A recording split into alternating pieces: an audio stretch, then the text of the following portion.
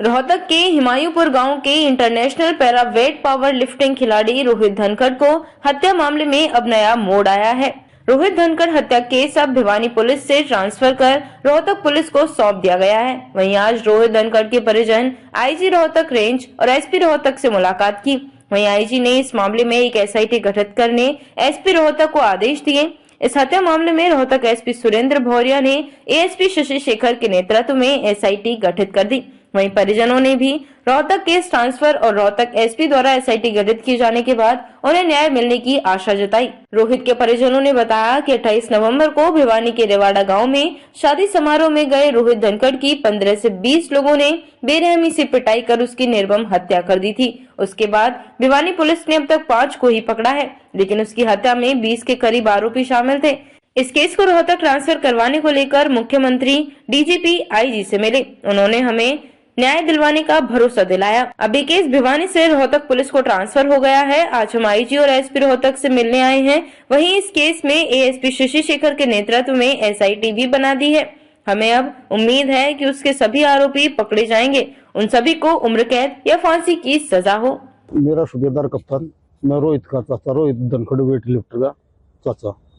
क्या हुआ था किस मामले में? जो 27 तारीख ना रोहित की हत्या हुई थी वहाँ रेवाड़ी खेड़ा, तो उसमें हम भिवानी पुलिस के पास भी गए थे और सीआईए स्टाफ के पास भी गए थे, 2-3 बार एसपी के पास भी गए थे, क्योंकि जो उसकी हत्या करने वाले कम से कम 20 से 22 आरोपी हैं। वे 5 ही आरोपी पकड़े गए हैं। अभी 40 दिन का समय बीत चुका था, तो उनकी कार्रवाई से हम संतुष्ट थे नहीं। उनसे हम पूछ रहे भाई किस बात पर झगड़ा, क्या कहानी हुई, वो बोले 5 ही है। तो 40 दिन का वो हो गया। उसके बाद हम केस को यहाँ ट्रांसफर करवा कर ले आए। मुख्यमंत्री सीएम सैनी साहब से मिले थे और डीजीपी थे, 2 बार डीजीपी से मिले थे, अभी आईजी साहब से मिले थे। तो अभी एसपी साहब को आईजी साहब ने फोन किया था, एसआईटी गठन होगी, बोले दूध का दूध और पानी का पानी होना चाहिए बिल्कुल। तो अब लोग सब न्याय मिलेगा तो अभी आज जो एसपी साहब ने आईजी साहब ने कही है, तो उस पर तो हमारे को आस है।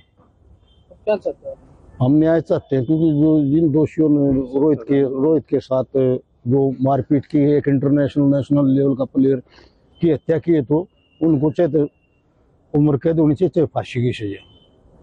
सारे आरोपी पकड़े गए? नहीं, आरोपी नहीं पकड़े गए। अभी 5 आरोपी पकड़े गए और 20 से 22 आरोपी थे।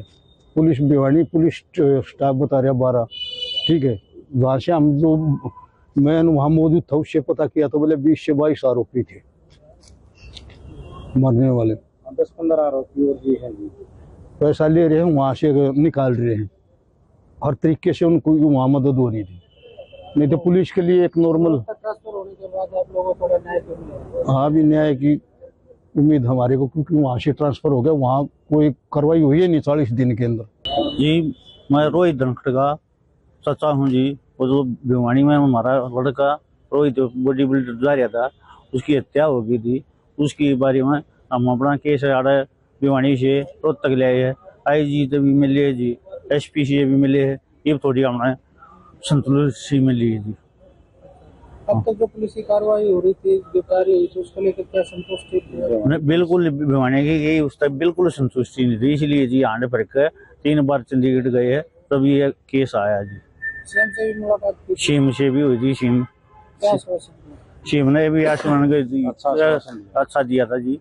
आश्वासन के कारण ये केस इधर रोहतक आया जी भिवानी से। डीजीपी साहब मिले आपसे? डीजीपी 2 बार मिले जी। एक बार डीजीपी ओपीसी से मिले थे जी, फिर 2 बार फिर एडीजीपी से मिले थे। सब कुछ आस है न्याय मिलेगा आप लोगों को? यही मतलब आज दिक्कत जी रोहतक आ गया।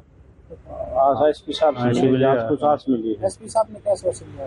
एसपी दोनों गई जी, दूध का दूध पानी का पानी छाना है कि सख्त कार्रवाई होगी।